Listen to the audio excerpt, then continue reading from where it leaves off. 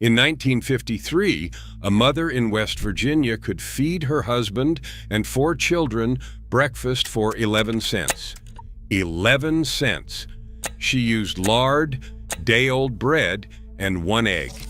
Today, that same family spends $14 on cereal and milk that expires in a week. But here is the part nobody tells you. Number 17 on this list was so common that the USDA actually recommended it during the Korean War, and modern nutritionists are now saying it was healthier than anything in the breakfast aisle at Walmart. Number 4 involves a chemical reaction so effective that food scientists at Cornell spent 3 years trying to figure out why it works better than any modern leavener on the market. These 25 breakfasts fed America through recessions, layoffs, and winters when the furnace ran out of oil. They cost almost nothing. They kept men working 12-hour shifts and children running to school with full bellies. And every single one of them disappeared because cereal companies, frozen food brands, and fast food chains spent billions in advertising to make you forget your grandmother ever cooked. Before we start, hit that subscribe button, because what you are about to learn might change the way you eat tomorrow morning. Let us count down the 25 smartest poor man breakfasts that vanished from American kitchens. Number 25, bread and bacon grease. Before butter was affordable and margarine was trusted, bacon grease was the spread of the American working class. Mothers saved every drop of rendered fat in a coffee can beside the stove, and mornings started with a thick slice of white bread smeared with a spoonful of warm drippings and a shake of salt. In 1952, a loaf of bread cost about 14 cents. The grease was free, a byproduct of Sunday's bacon that would have been thrown away in any modern kitchen. Children ate it standing at the counter, school books tucked under one arm, while fathers wrapped a second slice in wax paper for the lunch pail. The flavor was smoky, salty, and deeply savory, nothing like the bland toast and margarine that replaced it. Nutritionists demonized animal fats in the 1970s, and the coffee can disappeared from the stovetop almost overnight. But recent studies have shown that bacon grease contains less saturated fat than butter. We threw away flavor and tradition because of science that turned out to be incomplete. Number 24, cornmeal mush. In Appalachia and across the rural South, breakfast often began with a pot of cornmeal mush so thick a wooden spoon would stand upright in it. Mothers stirred cornmeal into boiling salted water and cooked it low and slow until it turned creamy and smooth. A 5-pound sack of cornmeal cost about 20 cents, and it lasted the family 2 weeks of breakfasts. Served hot with a drizzle of sorghum molasses or a splash of buttermilk, it was the meal that kept sharecroppers and coal miners on their feet until noon. Children scraped their bowls clean. Fathers ate in silence, savoring the warmth before heading into the cold. The leftover mush was poured into a loaf pan, chilled overnight, sliced and fried in lard the next morning until golden and crispy on both sides. That fried version, served with a fried egg on top, was Saturday morning's reward. Today, cornmeal mush has been completely erased by instant oatmeal packets and sugary cereals. A breakfast that cost 1 penny per serving was replaced by one that costs $1 and delivers half the nutrition. Number 23, milk toast. When someone in the family was sick, when money was tight, or when there was simply nothing else in the cupboard, mothers made milk toast. A slice of bread was toasted, buttered lightly, placed in a bowl, and covered with warm milk seasoned with salt and a tiny pinch of sugar. That was it.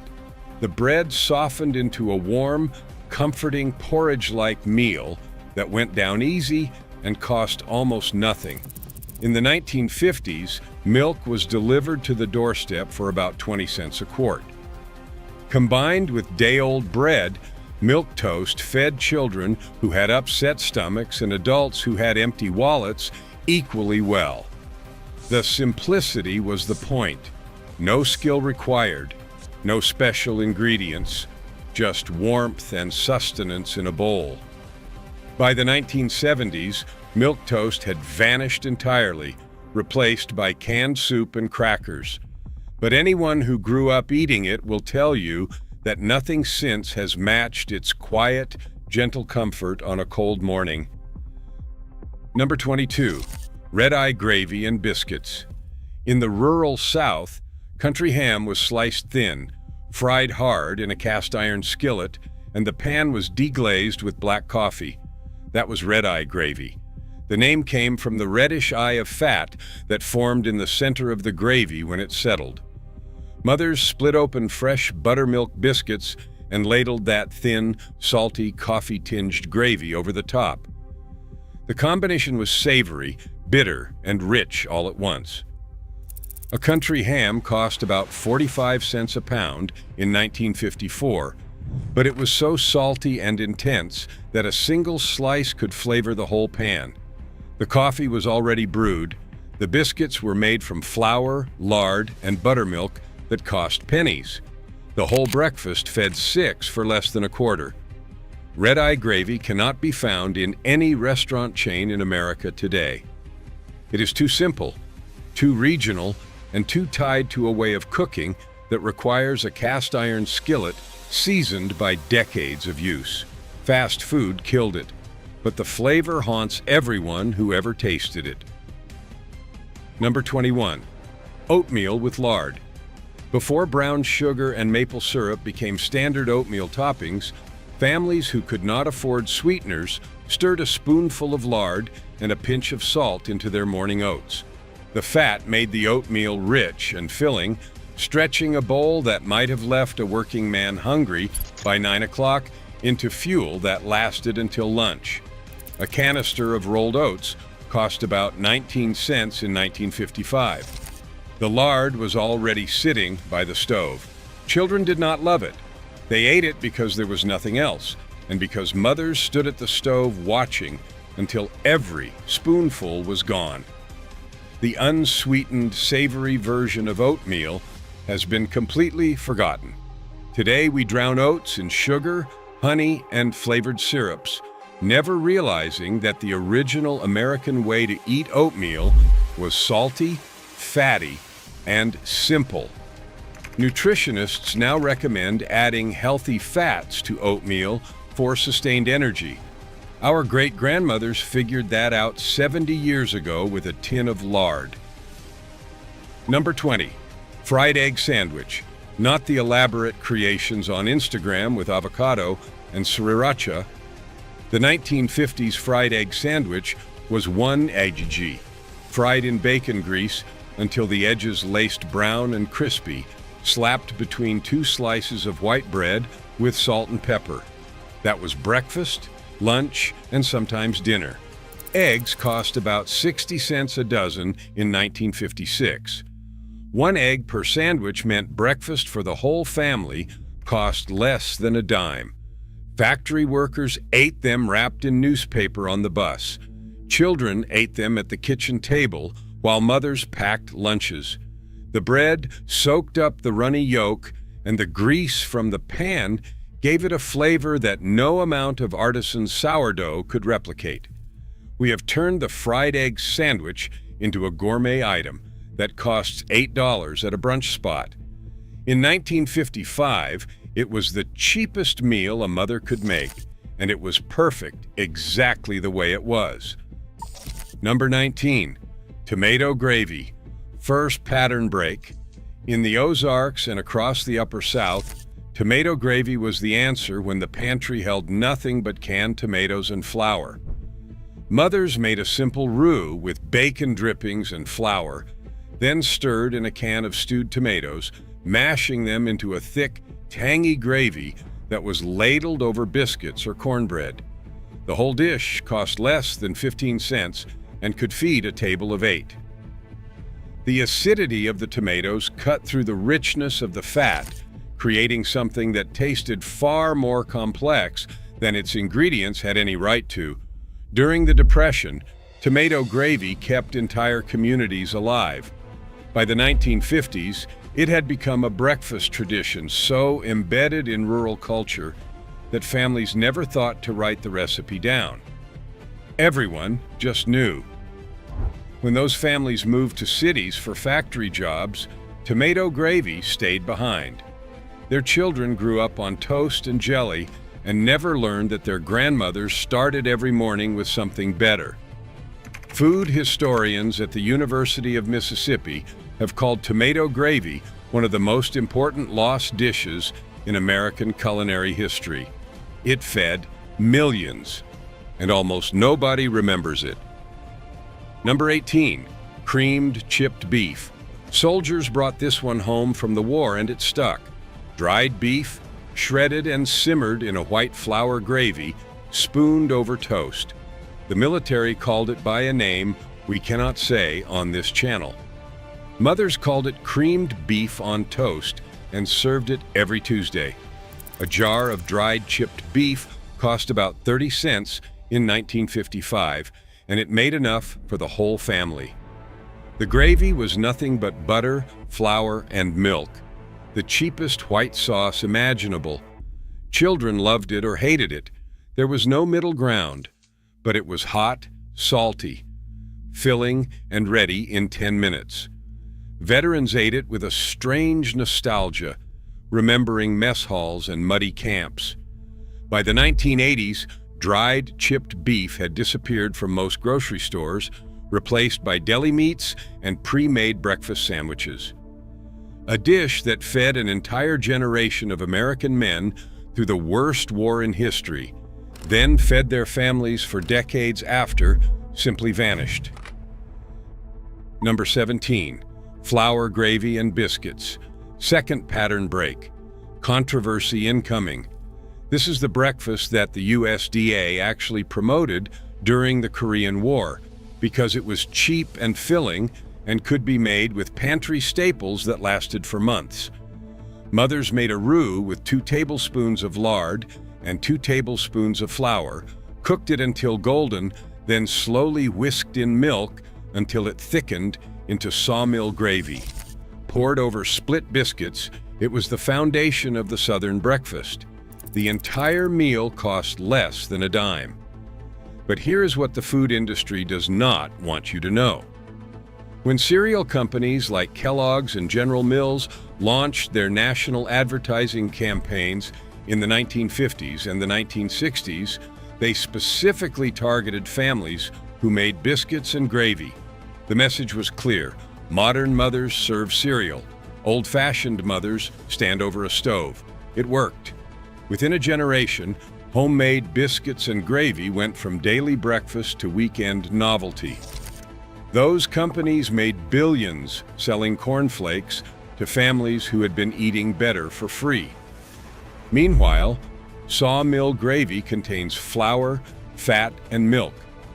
Cornflakes contain 17 ingredients, including 3 types of sugar. We traded up in convenience and traded down in everything else. Johnny cakes, ground cornmeal mixed with boiling water, salt, and a spoonful of lard, shaped into flat cakes and fried on a greased griddle until crispy on the outside and creamy inside. Johnny cakes were the breakfast of New England farmers, Appalachian families, and anyone who could not afford wheat flour. The recipe traced back to Native American cooking and survived virtually unchanged for 300 years. In 1953, a plate of Johnny cakes with sorghum syrup cost less than a nickel to make. Children ate them with their hands, burning their fingers on the crispy edges. Mothers turned them with a practiced flip that sent a puff of cornmeal steam into the kitchen. By the 1960s, pancake mix from a box had replaced Johnny cakes in most American homes. A breakfast that connected families to centuries of American history was erased by Aunt Jemima and a picture on a box. The irony is staggering. We replaced something real with something manufactured and called it progress. Number 15. Leftover potato cakes. Nothing was wasted in a 1950s kitchen, especially not potatoes. Mothers mashed last night's boiled potatoes with a beaten egg, a spoonful of flour and salt, then formed patties and fried them in bacon grease until the outsides crackled golden brown.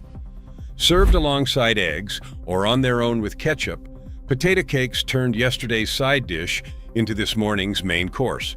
Potatoes cost about 4 cents a pound in 1955. The egg and flour added almost nothing to the cost.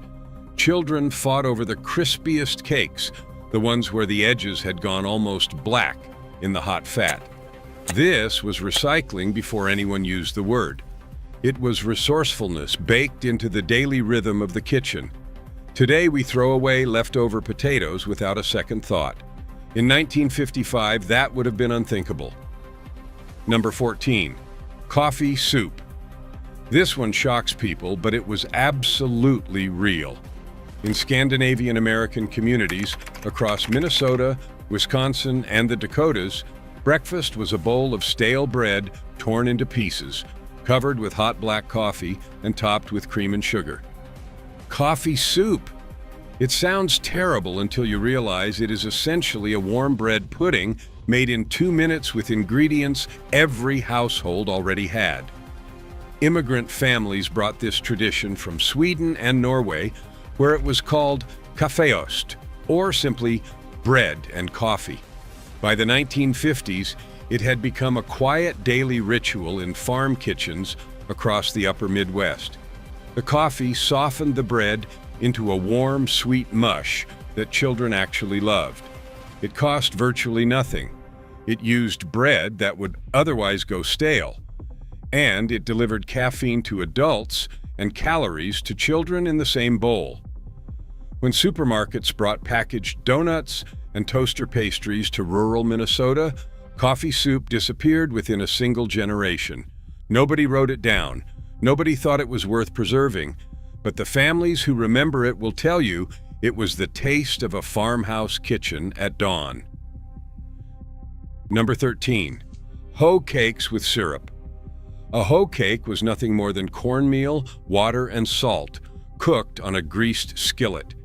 They were named for the field tool that enslaved people once used to cook them over open fires, and they carried centuries of history in every bite.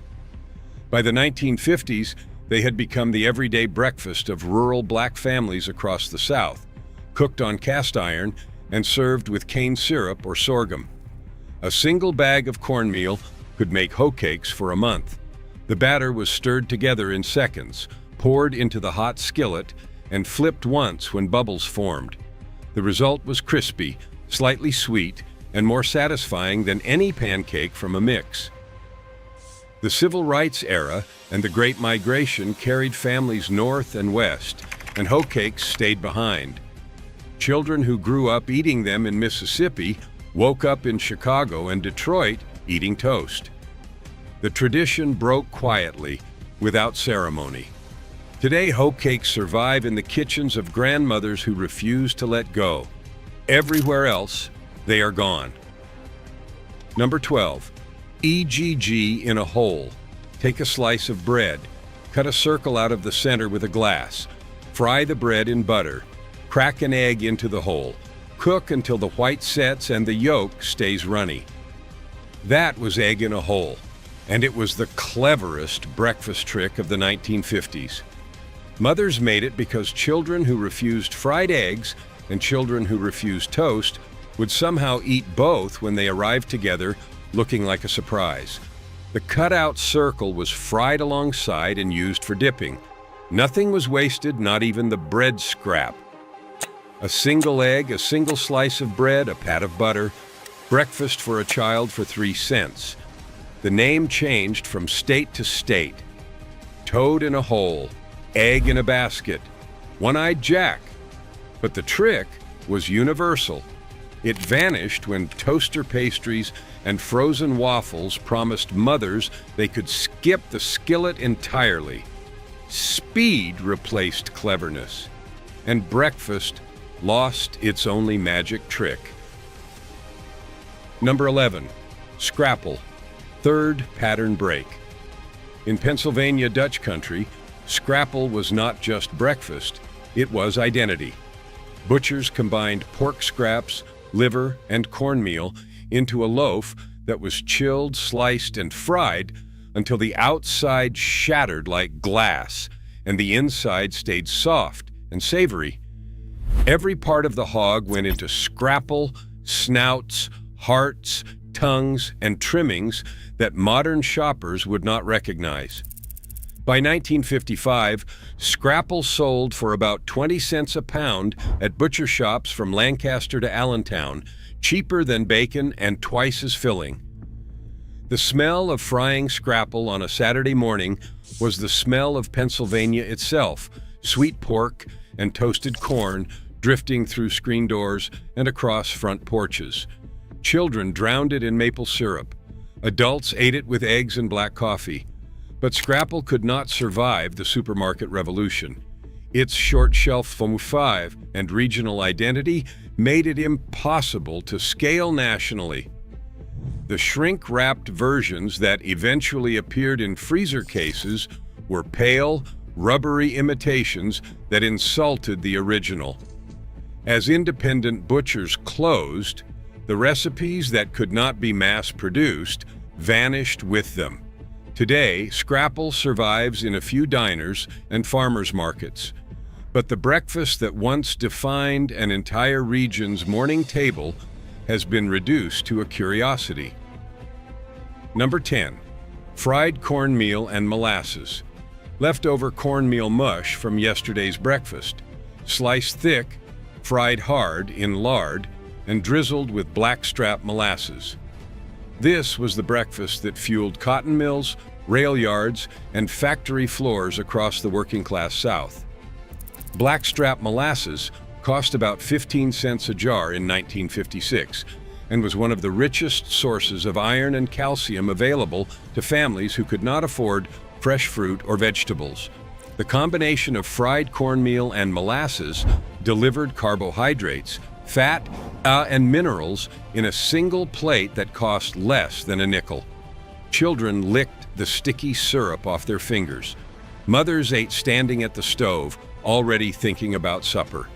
This breakfast has been completely forgotten. Molasses has disappeared from most American pantries, replaced by maple-flavored corn syrup that costs more and delivers nothing. Number 9.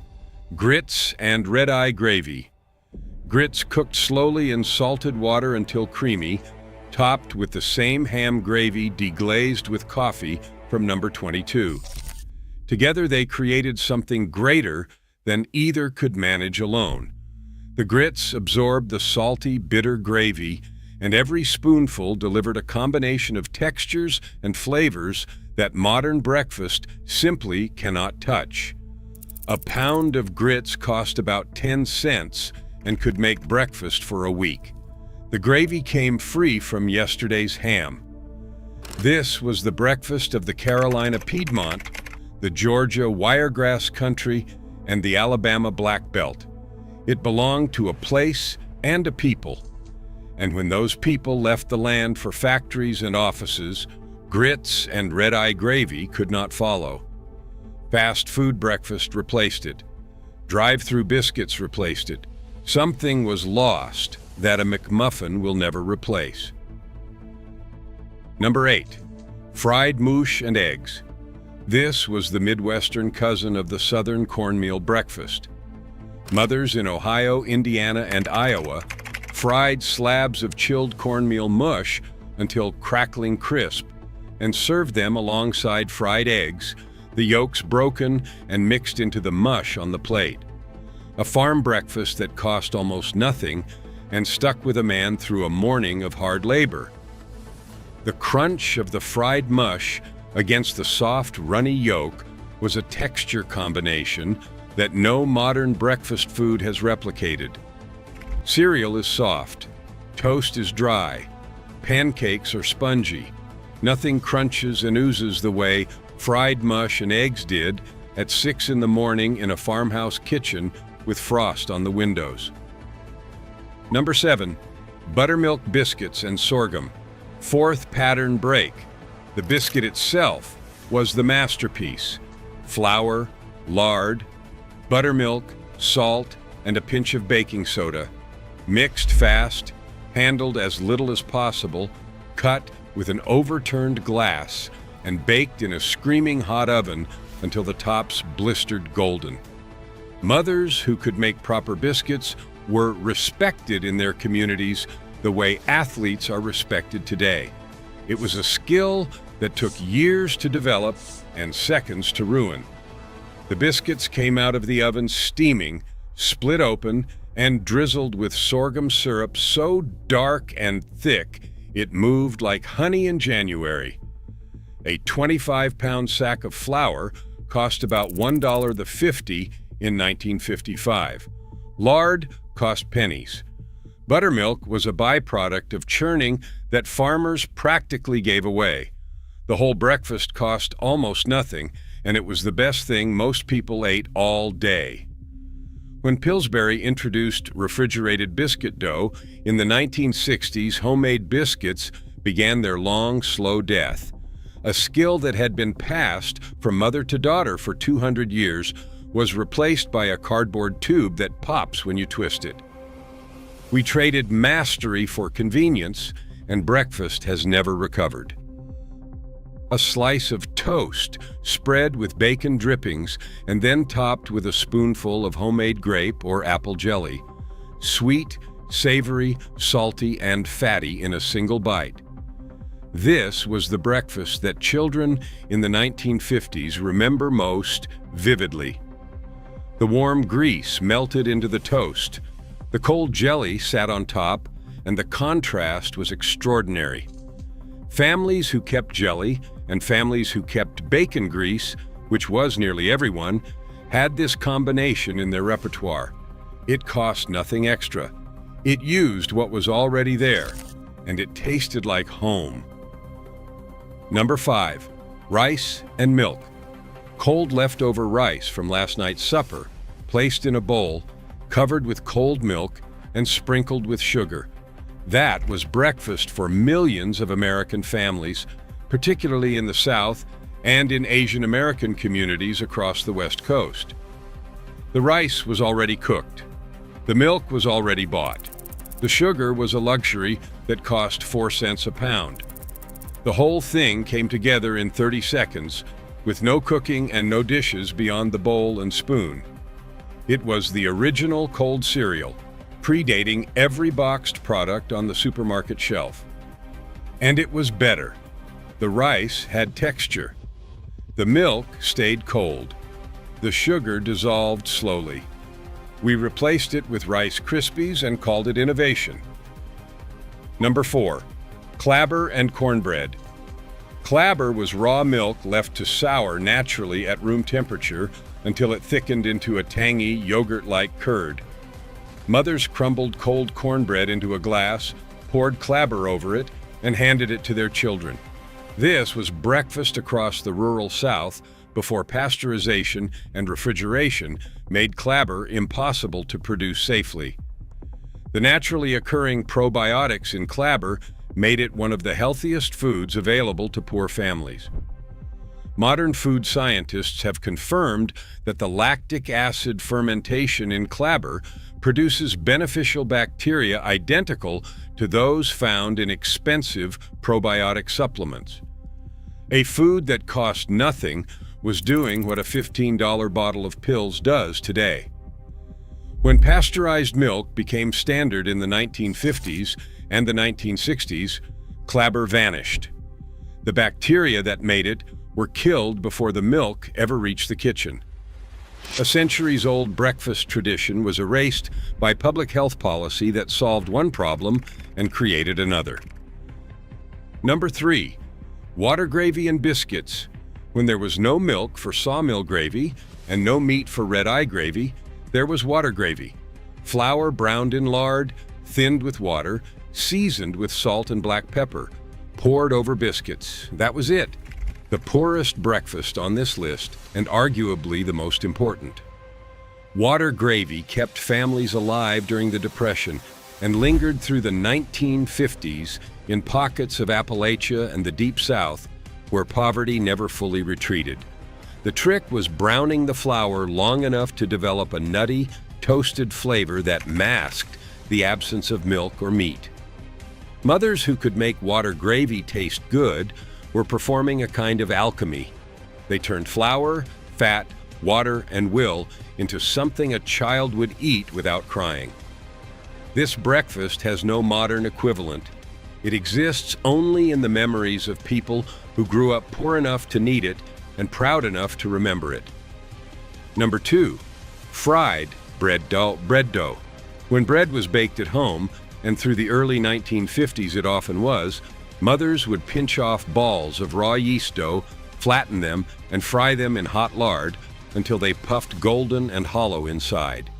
Dusted with sugar or drizzled with honey, fried bread dough was the reward for the children who helped with baking day. The dough was already made. The lard was already hot. The only cost was a few minutes of patience while the dough sizzled and popped. Children stood at the stove watching through the steam, waiting for the moment when the dough turned from pale and flat to golden and swollen. The smell was intoxicating. Warm yeast, hot fat, caramelized sugar. When store-bought bread replaced home baking in the late 1950s, fried dough disappeared from weekday mornings. You can find it today at state fairs, sold for $5 a piece. In 1954, it was free, and it was better. Number 1, biscuits and pot liquor. Pot liquor was the cooking liquid left behind after boiling greens, turnips, collards, or cabbage. It was dark, rich, salty, and loaded with vitamins that had leached from the vegetables during cooking. Mothers saved it the way they saved bacon grease, in a jar on the stove, ready to be reheated and poured over split biscuits the next morning. This was breakfast for families who had almost nothing. The greens were grown in the garden. The biscuits were made from flour and lard. The pot liquor was a byproduct that would have been poured down the drain in any modern kitchen. But it contained iron, calcium, vitamin C, and potassium. It was a multivitamin in a bowl of broth served over bread that cost a penny to make. Nutritionists at Tuskegee University documented the health benefits of pot liquor as early as the 1930s, finding that families who consumed it regularly had lower rates of anemia and malnutrition. We threw it away. We poured liquid nutrition down the sink because we decided it looked ugly and smelled old-fashioned. And then we spent billions on vitamin supplements to replace what pot liquor gave us for free. This is my challenge. Try one of these breakfasts this week, just one. Try the cornmeal mush, the potato cakes, or the fried egg sandwich made the way it was meant to be made. Then come back and tell me if your grandmother was wrong. I tried water gravy on a Tuesday morning. I sat at my kitchen table staring at the plate, realizing that a woman with nothing in her pantry made something out of flour, fat, and water that tasted better than anything in my freezer. Share which one you are going to try in the comments. If your family still makes any of these, tell us where you are from. These were not just breakfasts. They were proof that the people who had the least knew the most about feeding a family.